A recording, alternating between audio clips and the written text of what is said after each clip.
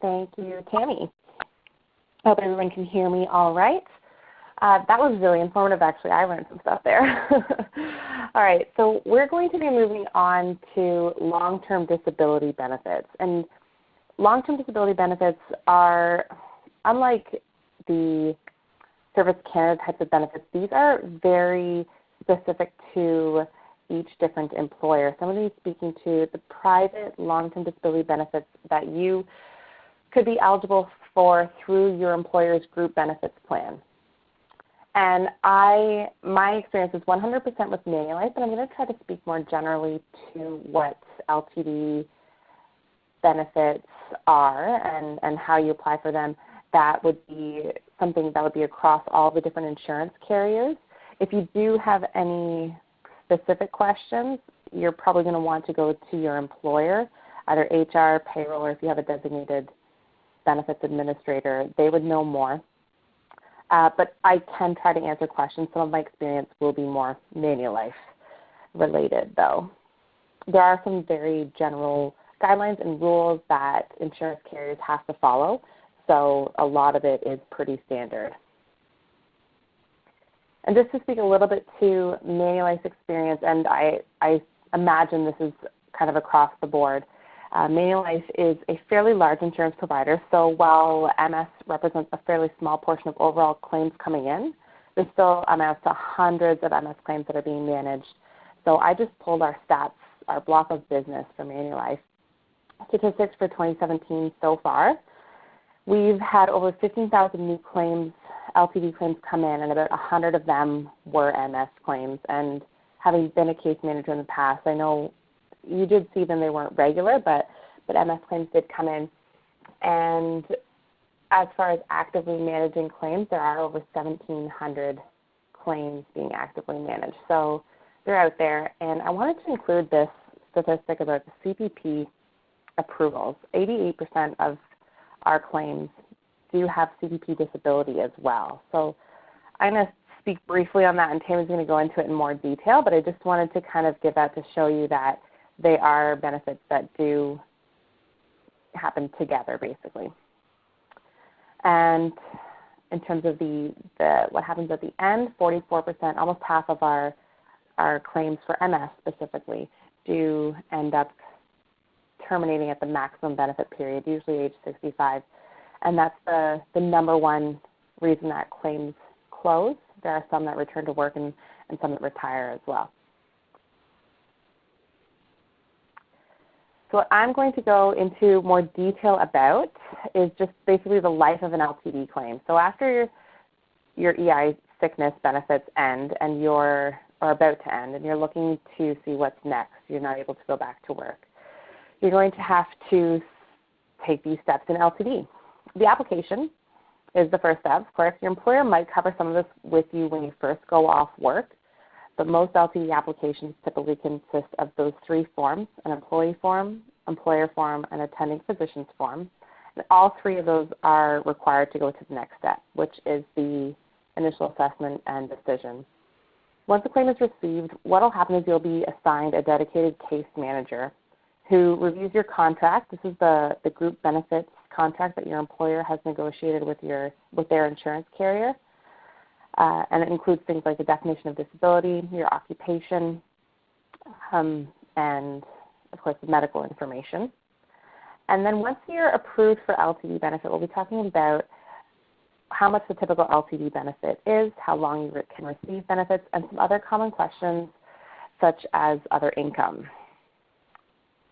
And finally, ongoing claim management.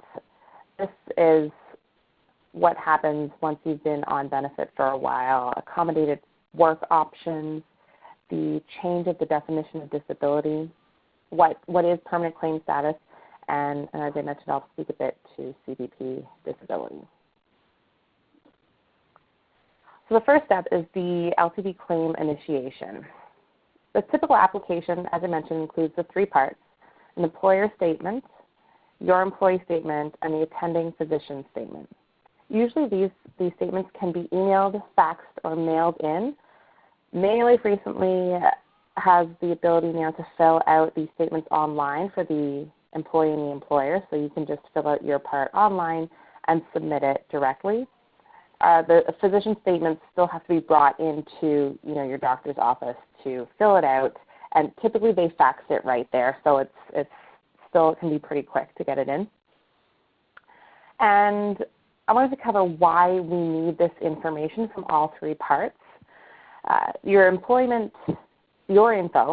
is similar to the type of information you might give to an employer, because your LTD benefits is an income replacement benefit. So we need the same type of information to be able to pay you and know where you are that your employer would need.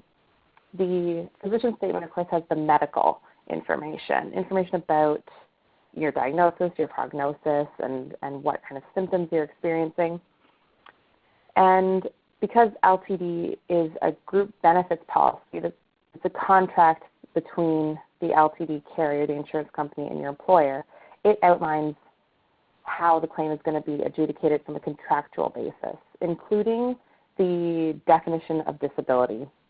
A typical group benefits contract for LTD will define total disability as total disability means that due to illness, the employee is unable to perform the essential duties of their own occupation. And that's the definition of disability for the first 2 years that you're on claim. And after that, the definition of disability changes to any occupation. Now, that being said, 2 years is what the average contract has. I've seen 5 years. I've seen some that are own occupation forever. But I'd say about 90% of contracts do 2 years own occupation. And I'll get into what happens at the change of definition later, because it's a whole other assessment. The contract also provides eligibility requirements such as full-time employee. It defines what a full-time employee is for that contract, that employer, right? Is it 30 hours a week? Do you need to be a full-time employee to be eligible for benefits? Things like that. There's often an out-of-country clause, which states that you have to be living in Canada to receive benefits. And that one means that it doesn't mean that you can't go on vacation. So if you're a resident of Canada, we're only going to pay money in Canada to Canadian bank accounts, basically. If you're deciding that you're just going to go and live in the Bahamas on the beach, that's not going to work. But if you go to the Bahamas for a week, you're still going to receive benefits while you're there. It's just always best to let your case manager know, because they might be wondering where you are. And if you're receiving long-term disability benefits but you're going trekking in Machu Picchu, they will have some questions about that from a medical point of view. But just so you know, vacations are still allowed. You're still allowed to have a life, basically. And there are some other clauses, such as making sure you're participating in active treatment, not refusing treatment or anything, but those are usually pretty easy to satisfy. Next up, you've been approved for benefits. You're eligible from a contractual basis, a medical basis, and you're wondering how much are you going to get when you're on long-term disability. As you can imagine, the amount is going to be less than when you're working, but it really depends on the contract that your employer negotiated as to how much you're going to get. But typically, you'll be getting between 50 to 75% of your gross pre-disability earnings. And LTD benefits almost always last till age 65. There are some exceptions, but I'd say 95% of contracts end at age 65. So what other earnings can impact your benefit amount? If you earn income elsewhere, either from something like CPP disability, private pension, employment earnings, or what have you, your LTD benefit may be reduced, and any reduction is called an offset. Some offsets are direct offsets. They're reduced dollar for dollar. So, for example, CPP disability is a direct offset. If you're earning $2,500 a month from your LTD benefit, and you have a CPP benefit of $1,000 a month, your LTD benefit will be reduced by that $1,000, leaving you with $1,500 from your LTD benefit monthly. However, some offsets are what we call indirect offsets. which allow you to earn additional income, which only partially reduces your benefit up to a maximum amount of earnings. Most contracts, that maximum amount of earnings that you can receive from all sources of income is 85% of your pre-disability earnings, which if you have a benefit that's only 50%, that can be a pretty good supplement to your income. For example, if you're on disability and you decide to start selling Avon products on the side, which is something you could easily do from home, right? You may be able to supplement your income in this way, but it would be up to that maximum equal to 85% of your pre-disability earnings. If this is something you're considering doing, what you want to do is tell your case manager about any earnings, and they can often help you understand how much you could earn that would still be within that 85%. So you're not going to be taking up more money from your RSPs than necessary or anything like that. And they can often help with your specific policy because all of them are a little bit different in terms of what is an indirect versus a direct offset. The point of this is to say that even if you're only getting 50% from LTD, there are sometimes other options if you want to continue trying to earn income in some way. We also try to encourage people working. It's better for individuals mentally and physically just to be doing something, right?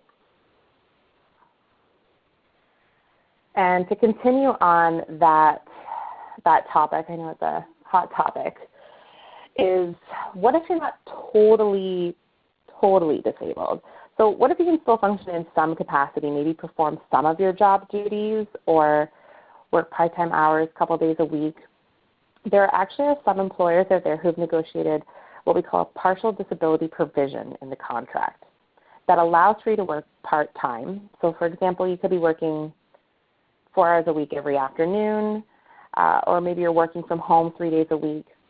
And under these circumstances, your employer pays you for the time you've worked, and what Manulife does, or what the insurance carrier does, is tops up your pay up to 100% of what you were earning before.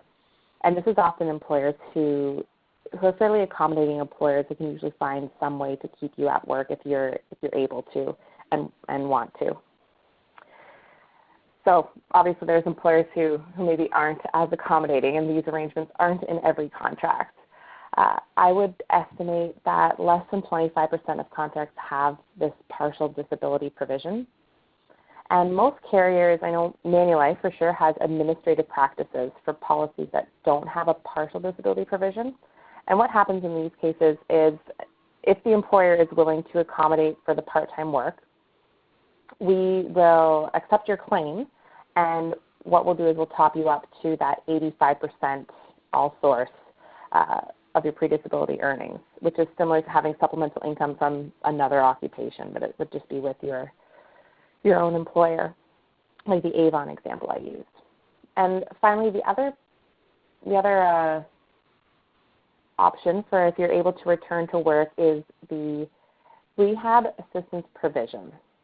Most group benefits policies have a rehab assistance provision that basically allows, this is for when you are able to return to work full-time. So if you're returning to your job or another job and you need to transition to that over a period of time, we will top up your income up to 100%. And we call this a gradual return to work until you're back at work full-time, at which point your claim would terminate because you're no longer eligible for LTD benefits. So for example, this could be something that happens even after you're on a claim for a year. You previously worked in the field and maybe your employer found a permanent office position for you, but you need to work your way back up to full-time just because you've been out of work for over a year. And we'll have a rehab specialist assigned to your claim, and they'll be dedicated to you and they'll work with you and arrange a gradual return to work plan. So maybe you'll work 4 hours a day for the first 2 weeks, 6 hours a day the next 2 weeks, and then full-time week 6. And that's, or week 5. And that's something where we would be topping you up to 100% during those 4 weeks of transition. Our rehab specialists can also help in other ways. It's not just a financial aspect here. Our rehab specialists can help with finding accommodations at work as well. So if you want to work and feel you could work but you might need some modifications to your old job, you should let your case manager know, first off, and they can try and talk to your employer. But if that doesn't work, our rehab specialists can get involved and they'll advocate for you with your employer. So they might ask, okay, what if we tried these accommodations? And they would never suggest anything that would cause undue hardship to an employer. But they will advocate for you up to and including reminding an employer of their legislative duty to accommodate. Because it is legally, if you have a disability and there are modifications available, they do have a duty to accommodate. And, I mean, it never requires much more than a bit of a nudge to say there's no undue hardship here. But sometimes it's necessary, and it's always nice for somebody who's on claim to kind of have somebody who's got your back, right? All right, now down the road. So if working isn't really going to be an option, that's okay too. We'll get into that. There's a lot of things that can happen once you've already been approved for LTD. You've been on claim for a little while. Your LTD case manager is probably going to ask you to apply for CPP disability benefits. Now, Tammy's going to speak to the actual benefit itself, but I just want to talk to you about why this is going to happen while you're on LTD as well. Within the first year of being off work is when the LTD case manager will ask you to apply, and there are a few reasons for this. First off, CPP disability is earned income, really similar to how you pay insurance premiums for LTD benefits. You're paying CPP premiums as well. And CPP disability, this is one of the biggest incentives for LTD claimants to apply for CPP, is that CPP disability provides a cost of living increase every year, and a lot of LTD policies don't. That's just how they've been negotiated. So the cost of living adjustment, here I noticed I did this. The cost of living adjustment is something that a lot of LTD contracts don't have, and CPP does have this. And this is not something that would be further offset. So when your LTD benefit is offset for CPP benefits, it only reduces your LTD benefit by the initial CPP amount that you're approved for. So every year you'll get the cost of living increase, even if you're not getting it on your LTD benefit. And finally, the LTD benefit is contractual, or the CPP application is going to be contractually enforced. It is something that it is a direct offset in most contracts, so it will reduce the amount that the insurance carrier has to pay out. And as such, most contracts have a provision that states that if an employee refuses to apply for CPP, the insurance carrier can actually estimate how much CPP would pay them and offset that anyways. I've never actually seen an employee who refuses to apply because of the other incentives, but if they do, a case manager, they wouldn't initially offset it. They would just outline that there is this provision, and I can only imagine an employee would then send out their application for CPP, disability benefits. Now, if you apply for CPP and you're declined, we're not going to estimate an offset. That's not done. We might encourage you to maybe appeal it or something, but we wouldn't estimate an offset if you have made an application. All we would need to see is an acknowledgement of that application. You'll get an acknowledgement letter, which I'm sure Tammy will speak to. All right, so that's CPP. Now, change of definition. Change of definition is when your definition of disability that I mentioned before changes from the own occupation assessment to an any occupation assessment. And this is usually after 2 years of having received LTD benefits. So if you were a nurse in a nursing home or hospital, we would be looking for the first 2 years at whether you could perform that job for the first 2 years, running around in a large building, taking care of patients and such. And after the 2-year mark, well, actually before the 2-year mark, your case manager would start looking at whether you could perform other jobs, less physically demanding jobs maybe. And I guess I can't speak to other carriers, but Manulife starts reviewing the change of definition decision over a year in advance. They'll start asking you questions about what kind of education, training, experience you have, and they'll perform a transferable skills analysis to determine what types of jobs an individual might be qualified for. So we wouldn't expect that nurse to go and become a computer programmer with no computer training or experience, right? But we might look at whether maybe they could do something like be a telehealth nurse on the phone, right?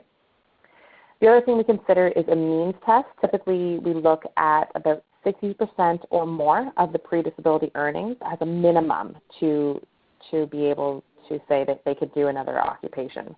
So we wouldn't expect somebody who is, a VP of a company making 6 figures to be able to work minimum wage.